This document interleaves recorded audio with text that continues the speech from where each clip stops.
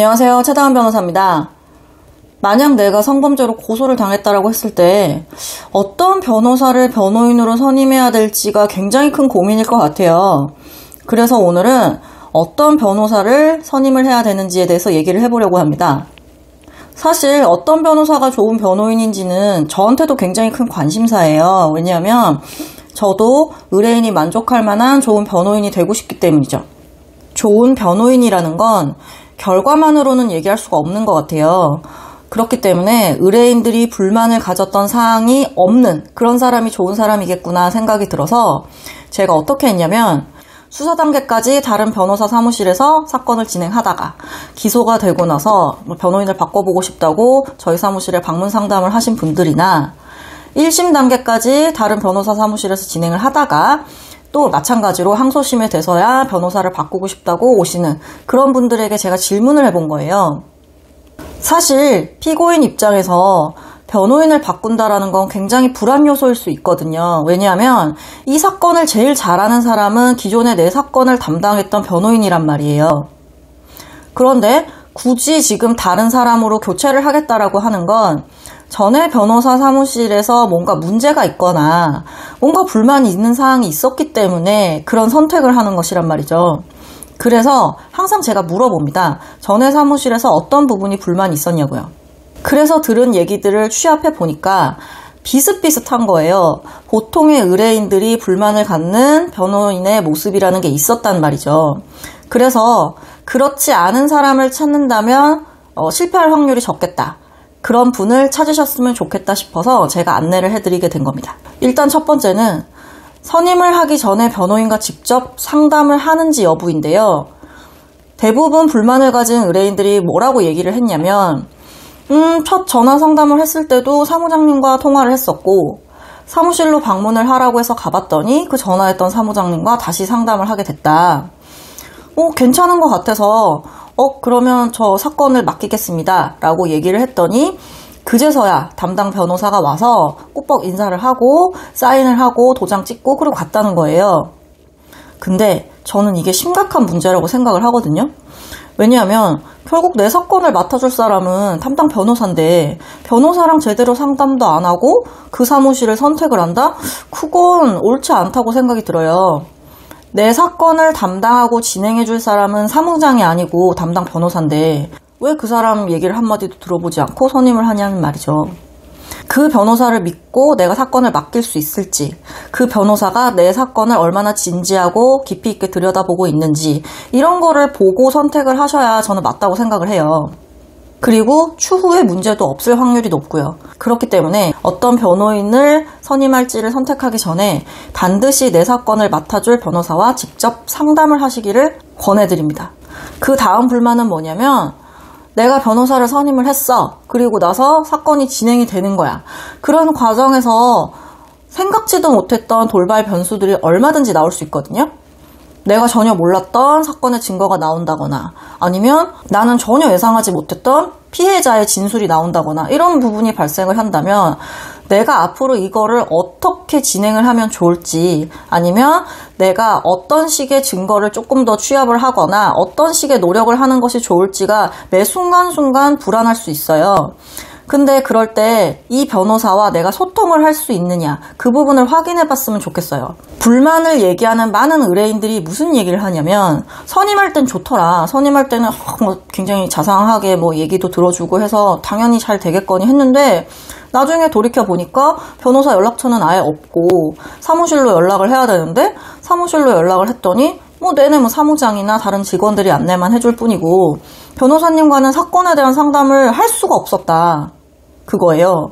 얼굴 보기도 힘들고 목소리 듣는 것도 힘들고. 그렇기 때문에 사건을 의뢰하기 전에 확인을 해보시는 게 좋을 것 같아요. 내가 사건을 진행하면서 담당 변호사님과 직접 소통이 가능한 건지 내가 계속 변호사님과 이 사건에 대해서 의논을 하면서 진행을 해갈 수 있는지 그런 부분을 확인해 보시는 게 굉장히 중요할 것 같아요. 그 다음 세 번째인데요. 제가 이 얘기를 가장 강조해서 드리고 싶어요. 이 내용이 뭐냐면 내가 선임하는 변호사님이 내가 조사 참여를 갈 때 동석을 해주는지 여부입니다. 성범죄 사건에서는 진술 증거가 제일 중요하단 말이죠. 왜냐하면 객관적인 증거가 없는 경우들이 많으니까. 그 진술 증거 중에서 내가 신경을 써야 되는 부분이 뭐냐면 결국 피의자 신문조서예요. 경찰의 조사를 받으러 가서 작성되는 조서, 그 다음에 검찰의 조사를 받으러 가서 또 작성되는 조서, 그런 것들이 피의자 신문조서인데 그게 결국 성범죄 혐의를 받고 있는 나, 피의자 본인이 했던 얘기이기 때문에 나중에 이걸 뒤집는다는 건 굉장히 어렵단 말이에요. 그렇기 때문에 그 조서가 작성되는 당시에 내 변호인이 옆에 있어주는 게 굉장히 중요합니다. 왜냐하면 의뢰인들은 본인이 하는 진술이 이 사건에서 유리한지 불리한지 정확하게 모르는 경우들이 굉장히 많아요. 나는 솔직하게 얘기를 했고 이렇게 얘기를 하면 유리할 것 같아서 얘기를 했는데 알고 보니까 완전 자백을 다 해놓은 거야. 이런 경우들이 제가 봤을 땐 적지 않았어요. 난 너무 당당하니까 변호인 없이 진행을 했었다. 근데 갑자기 기소가 됐다. 이런 식으로 얘기를 해서 기록을 살펴보면 결국은 다 자백하는 사건들이 너무 많더란 말이죠. 피의자는 조사를 받으러 가면 당연히 무섭고 당혹스럽겠죠. 내가 저지른 혐의에 대해서만 객관적으로 얘기가 되는 부분도 있겠지만 그렇지 않은 경우들도 굉장히 많으니까 피해자 입장에서도 과장되게 얘기하는 수가 있잖아요. 그리고 서로 기억을 정확하게 못하는 부분도 있고 그렇다 보니까 내가 그 조사에 대해서 다 준비를 해갈 수가 없거든요. 그렇기 때문에 피의자가 진술하는 그 부분에서 변호인이 옆에서 조언을 해줄 수 있고 혹시나 문제가 되는 부분이 있으면 조율을 할 수도 있을 것이고 그 다음에 조서를 작성하고 나서도 잘못 기재된 부분이 있거나 문제가 있는 부분이 있다면 그 부분을 수정할 수도 있을 거예요. 그런 작업을 변호인이 옆에서 도와줘야 된다는 거죠. 그런데 변호인이 조사에 참여한다는 건 굉장히 귀찮고 번거로운 일이에요. 왜냐하면 한 번 조사를 받으러 가면 몇 시간이 걸릴지 모르거든요. 왔다 갔다 하는 시간도 걸려. 내가 거기 가서 앉아 있어야 돼. 근데 그 앉아 있는 시간이 짧지가 않아. 몇 시간이고 앉아 있어야 된단 말이에요. 근데 주로 얘기하는 건 피의자야. 변호사는 옆에서 멀뚱멀뚱 앉아 있어야 돼요.